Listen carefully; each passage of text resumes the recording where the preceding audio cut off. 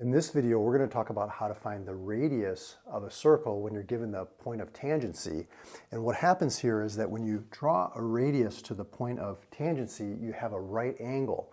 When we have a right angle, we can have this triangle here, which is a right triangle, and we can use the Pythagorean theorem to solve for this radius here. So what we're going to do is we're just going to take this leg squared, which is going to be r squared, plus this other leg squared, which is 30 squared, and that's going to equal our hypotenuse squared. Now, to find the hypotenuse, you have to add the radius and this 18 piece together.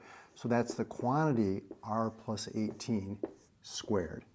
Now, remember, when you square a binomial, you don't want to just say r squared plus 18 squared. What you want to do is you want to think of this as r plus 18 twice. So you've got an r plus 18 times another r plus 18. And then what you can do is you can FOIL or you can distribute twice. So let's go ahead and do that. R times r is r squared. R times 18 is 18r. This 18 times r is another 18r. And 18 times 18 is 324. So now let's see, 30 squared is 900. 30 times 30, and we have r squared. Okay, so what you can see here is if you subtract r squared from both sides, that's going to cancel out on both sides.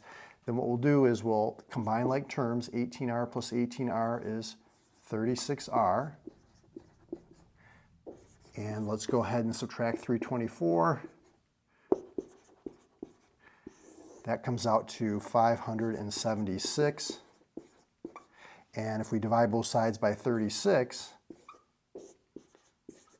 you can see that r is coming out to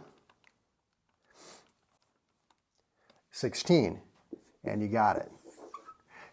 So if you'd like to see more geometry videos, I'll put a link to my geometry course playlist, and I'll put it right there. Follow me over to those videos if you want to learn more about geometry, and I'll take you step by step through a typical high school geometry course.